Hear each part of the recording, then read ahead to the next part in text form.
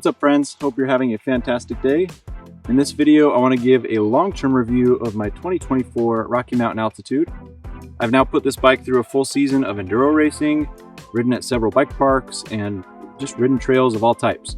We're going to talk about what it's good at, what it's not so good at, what I like, what I don't like, and I'll give my thoughts on who I think this bike is for. Thanks so much for watching. Here we go.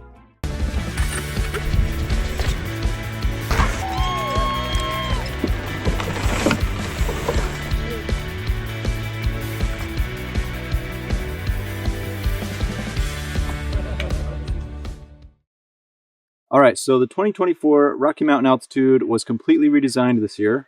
It's got a brand new suspension design that they're calling the LC2R, which stands for Low Center Counter Rotating.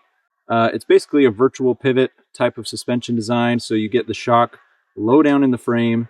So this LC2R suspension design is something that Rocky Mountain did back in the early 2000s, and now they're bringing it back for the Altitude. So I've been riding a size large, and the bike comes stock in a dual 29er setup. But yeah, this is the C70 build. I'll put all the specs up there on the screen for how this bike came straight from the factory.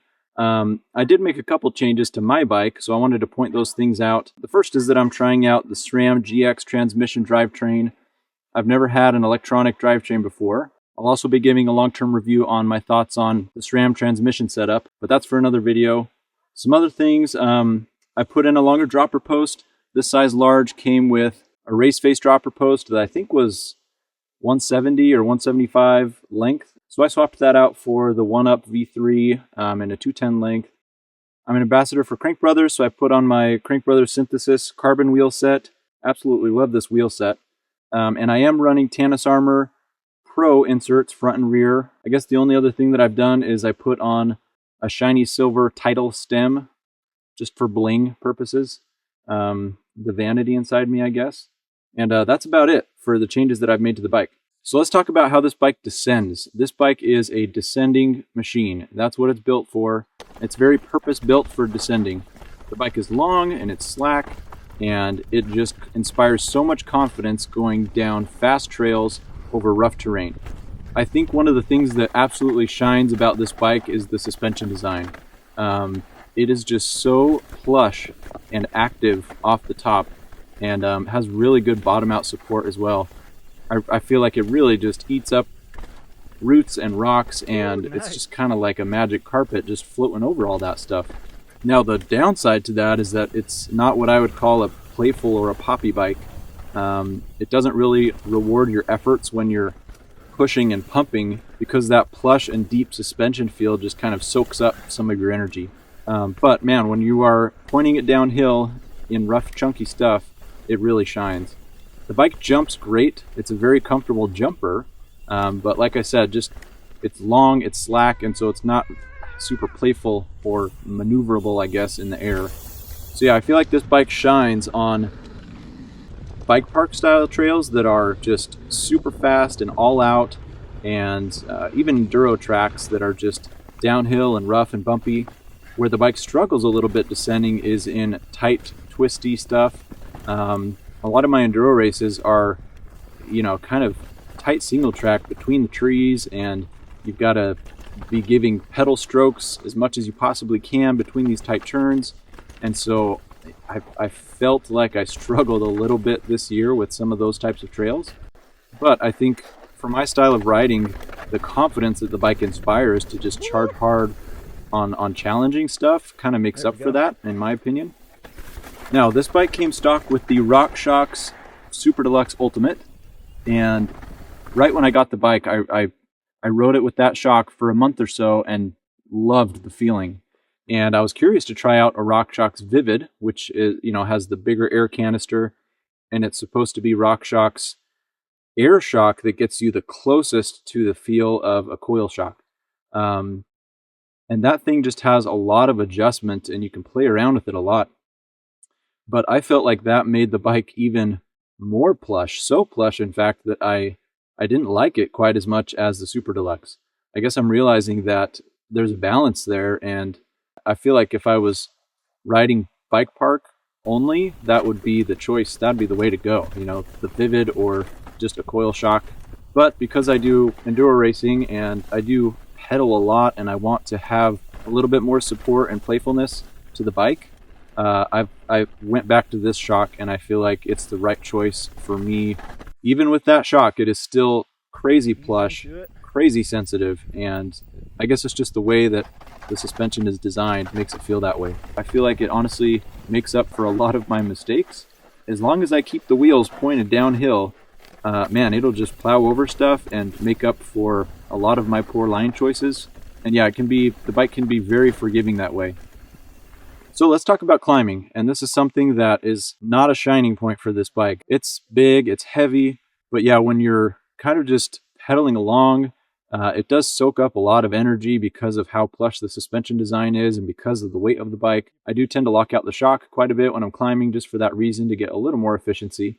All right, so this bike is a traction-rich machine for both descending and climbing. I mean, it is very good at climbing technical things as long as it's a relatively straight line. This bike is so long that it does not do good if you've got to do a lot of maneuvering and twisting up a climb. But you know, when you're standing up, mashing on the pedals hard on a steep technical climb, it does pretty good. So I like to descend this rock formation and usually walk up this, but I figured this would be a fun challenge to try to climb up it and see what this bike is capable of on a steep technical climb. Climbing is not my forte, so we'll see how this goes. Here we go.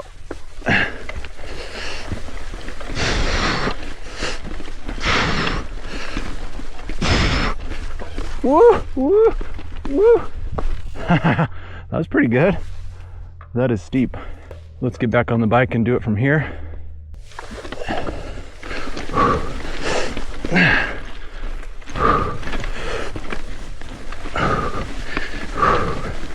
Heck yeah. Woo! Woo! Oh, wow. I mean, that's steep to walk up. But yeah, the bike just hugs the ground. Now, when it compares to other enduro bikes that I've ridden, I'd say it's below average when it comes to climbing. And it has nothing at all to do with the climbing position. I feel like the climbing position is very comfortable. The seat angle is pretty steep, and it puts you in a comfortable climbing position over the pedals, and I feel like you can crank out the watts, but it's mainly just the weight and the length and the plushness of the bike that makes it a sluggish climber. So if you're the type of person that likes to really push for PRs on Strava on your climbs and be at the front of the pack of your buddies when climbing, I don't think this is the bike for you. I've never been that type of a rider, so that's not something that is very important to me, but something to consider. My bike, I think, weighs 37 pounds. I've got the Maxxis Minion DHR tires on the rear in the Exo Plus casing, and the Assegai on the front and in the Exo Plus casing. And then I've got Tannus Armour front and rear, but I've got carbon wheel set. I've got aluminum handlebars. You know, so there are a couple things that you could do to shave a few grams of weight, but yeah, 37 pounds, and that's not including a full water bottle or whatever you want to put in the in-frame storage. So now the previous version of this bike had the Ride 9 geometry adjustment. They've now gone to a Ride 4 setup, and so that makes those geometry adjustments a little more noticeable. So here's the Ride 4 geometry adjustment chip. Basically, you take out this bolt, and then this square piece here can twist around to 4 different positions. The bike came set in the neutral setting, which is the 3 position, and that felt really good. Very balanced.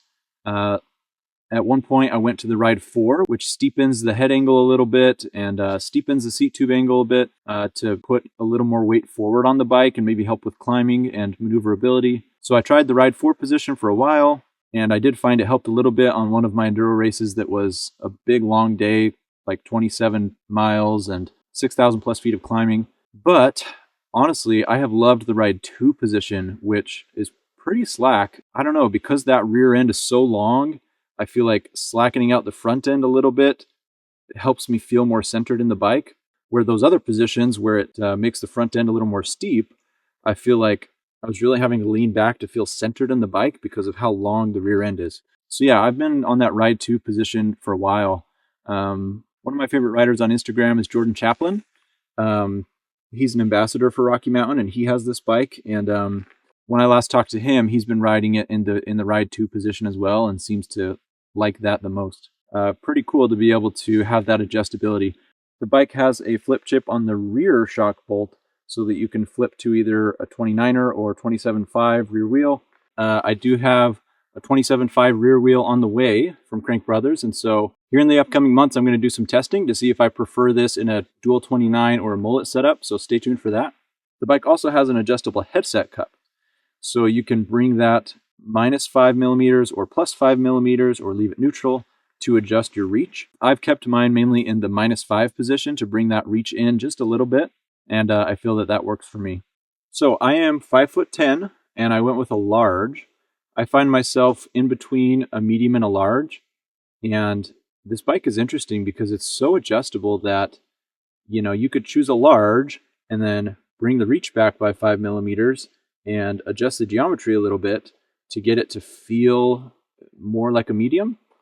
On the opposite end, you could go with a medium and put the headset cup in that +5 position to extend the reach a little bit and play with the geometry adjustment a little bit to get it to feel closer to a large. So I feel like that's one thing. If I could buy this bike again, I might have went with a medium, because I think that I could have extended the reach out by 5mm to have it feel a little longer, but then it would make the bike a little shorter, you know, shorter wheelbase on a size medium, and that would probably make the bike feel a little more maneuverable.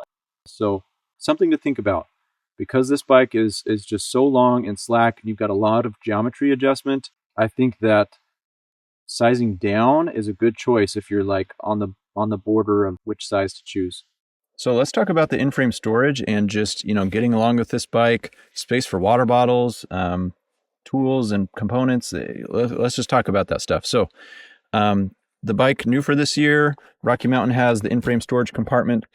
It's really easy to open. It's just a latch right here on the right side, and then it lifts away to the left side. It's super secure. It actually doesn't feel very secure when you're latching it down. I mean, it's like so easy to latch down that I was like, man, this thing's going to fall off. But I've put a ton of stuff here in the frame of the bike.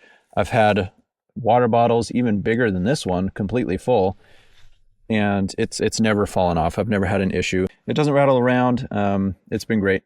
One thing that's interesting about the design is that they've put a little space here for an Apple AirTag. I don't really love this here because, I mean, if this falls off or gets lost or someone removes that, then you don't know where your bike is anymore, but you will know where this is. So I've got my AirTag stashed elsewhere on my bike. I think that honestly, there are better locations to put an AirTag, but something that's a little innovative and different that I don't think any other bike company has done. Rocky Mountain gives you 2 storage bags.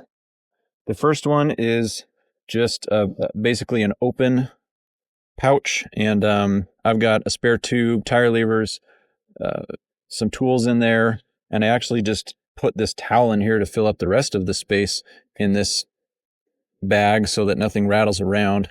That's one thing that I noticed, is that if you have these pouches like halfway full with only a couple little things, and it's not sitting snug in the down tube, then it will kind of bounce and rattle around. So that's one. I mean, it's a pretty big pouch here. You can fit a lot of stuff in this. I'll show you the other pouch.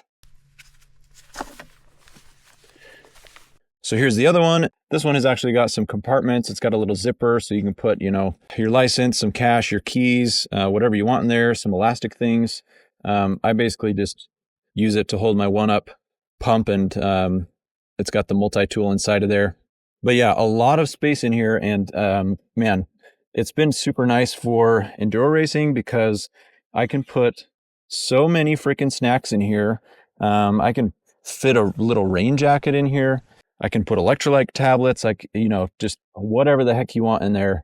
I'm not the type of guy that likes to carry a big heavy backpack, and so it's been super nice to be backpack free.